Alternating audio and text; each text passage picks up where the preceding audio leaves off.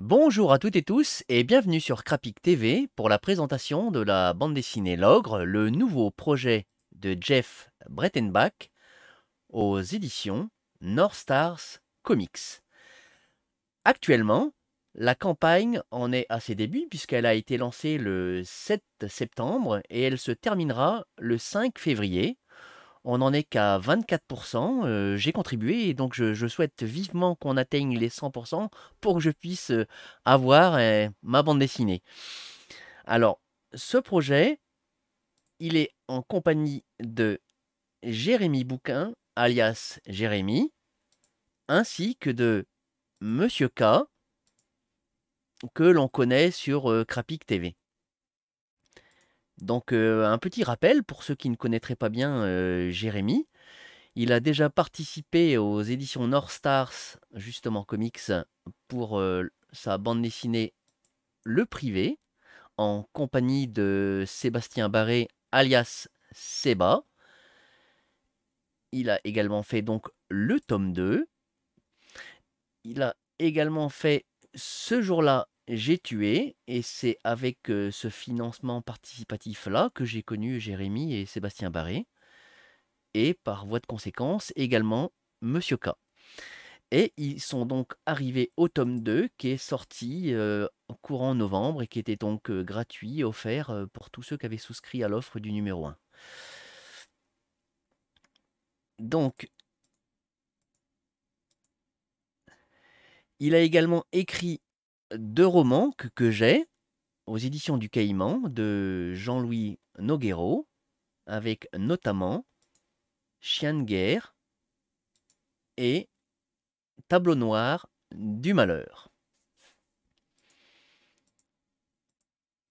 Il a également écrit le roman Mokhtar, donc un autre polar, et a reçu le prix virtuel du polar 2020 aux éditions Cairn. Concernant Monsieur K, que vous connaissez bien sur Crapic TV parce qu'on a fait déjà quelques entrevues avec lui, mais pour rappel, il a donc écrit L'Alter Ego en compagnie de Namlock. Et là, je me permets de mettre le 4e de couverture qui donne juste des indices pour ceux qui voudraient savoir de quoi ça parle.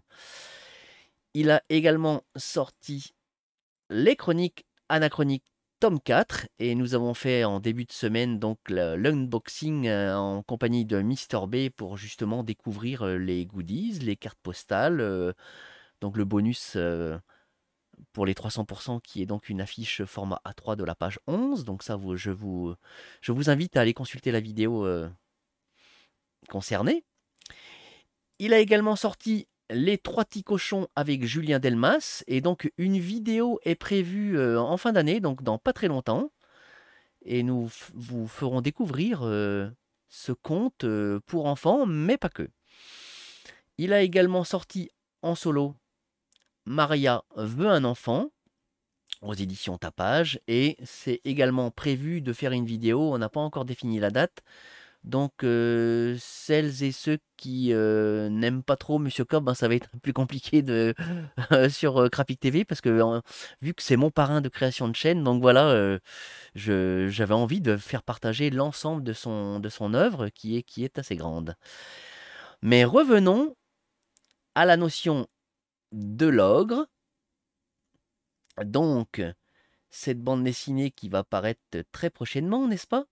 Puisqu'elle est prévue pour printemps 2022, si nous arrivons au 100%, bien évidemment, vous pouvez constater qu'elle fait 96 pages noir et blanc.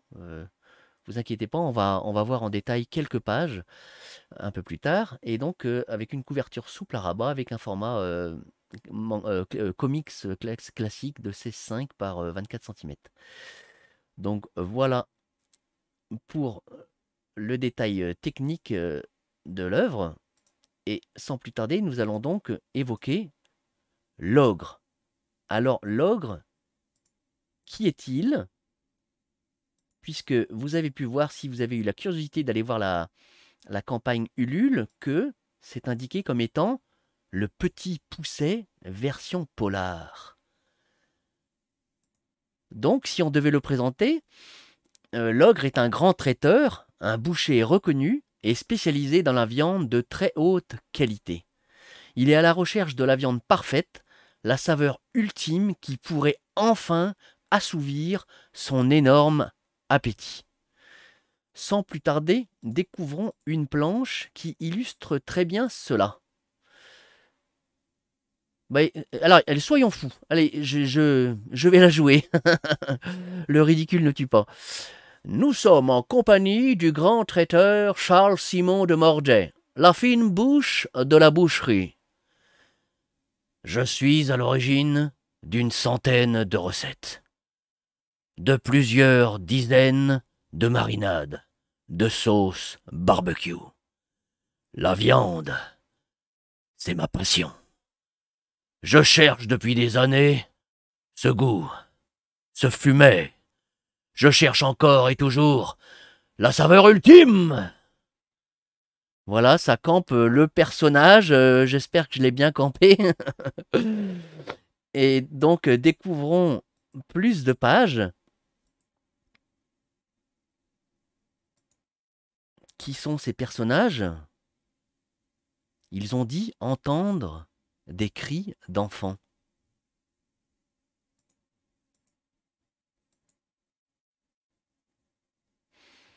Alors, j'apprécie beaucoup ce dessin, parce que j'ai oublié d'en parler, mais c'est donc une bande dessinée en noir et blanc, mais avec beaucoup de teintes, du gris clair au gris foncé, avec toutes les nuances. Et là, ce que j'aime beaucoup dans ce dessin, c'est donc cet éclairage au clair de lune qui confère à la ville un éclairage dominant et qui met donc en ombre chinoise le parc que vous allez reconnaître dans les pages qui suivent.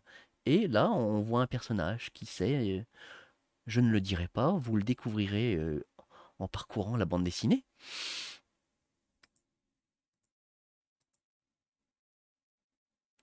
Qu'est-ce que c'est? Ah non!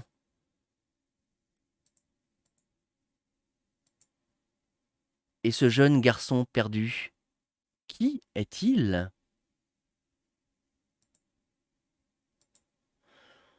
Alors je m'arrête 2 secondes sur cette scène qui se passe dans le parc pour vous montrer que chaque case n'est pas délimitée comme on peut le voir traditionnellement par un crayonnage noir. C'est tout le jeu des couleurs, des ombrages qui font que ça délimite la case. Et je trouve cette façon de faire vraiment très intéressante, surtout dans le cadre d'un polar, parce qu'il ne faut pas l'oublier que cette bande dessinée est un polar. Et oui, j'ai oublié de dire aussi que, donc, ou je sais même plus si je l'ai dit ou pas, en tout cas, nous recevrons donc les 2 auteurs, Monsieur K et Jérémy, en début d'année. Et donc, nous évoquerons avec eux, ben, justement, la partie technique, graphique, la partie scénaristique, etc. Et je vous invite d'ailleurs à mettre des commentaires dans la vidéo, que ce soit sur YouTube ou sur ma page Facebook, si vous avez ou vous auriez des questions à leur poser, et je me ferai un plaisir de le faire pour vous. Voilà. Une affaire sordide comme l'autre fois? Encore?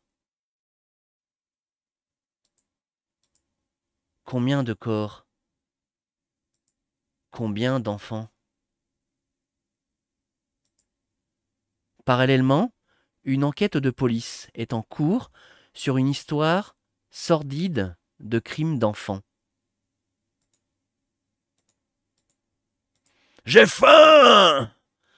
Alors là, je vous avoue que quand j'ai vu cette vignette pour la première fois, les poupounes, hein?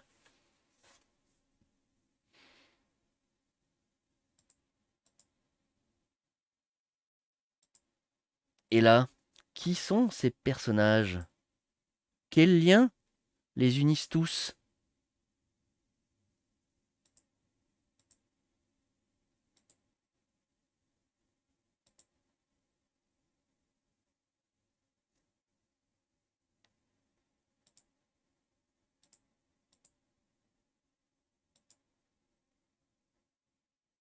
Là, on voit l'ogre. Qu'est-ce qui se passe? Alors, j'ai peut-être oublié de vous dire également que le montage que je suis en train de faire, c'est un montage personnel qui reprend donc des illustrations des différentes pages, mais qui n'ont pas été mis dans le sens chronologique pour justement essayer de jouer sur les différentes pistes possibles ou pas. Est-ce que nous sommes dans une version classique du Petit Poucet ou pas? Toutes ces questions, j'ai envie de les laisser en suspens pour vous donner envie de découvrir la bande dessinée. Mais en tout cas, sachez qu'il n'y a pas d'ordre, en tout cas, véritablement conforme à la bande dessinée originelle.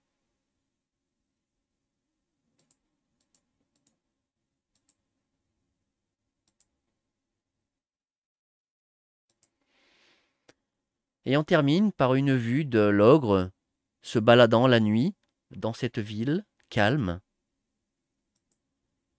En tout cas, laissez-vous entraîner dans cette histoire, une œuvre que vous ne pourrez plus refermer avant d'atteindre l'ultime page, celle où vous découvrirez enfin le dénouement de cette sombre et terrifiante histoire. Voilà, j'espère que cette petite vidéo vous aura donné envie de découvrir cette bande dessinée et de faire comme moi, de contribuer à ce projet pour obtenir cette bande dessinée. Et pour l'avoir lue par avance, je peux vous dire qu'elle est vraiment très très bien faite et que vous en aurez un grand plaisir. En tout cas, je l'espère. Donc voilà pour cette vidéo. Je vous dis à très bientôt pour les prochaines et passez de bonnes fêtes de fin d'année et surtout prenez soin de vous. Au revoir, merci.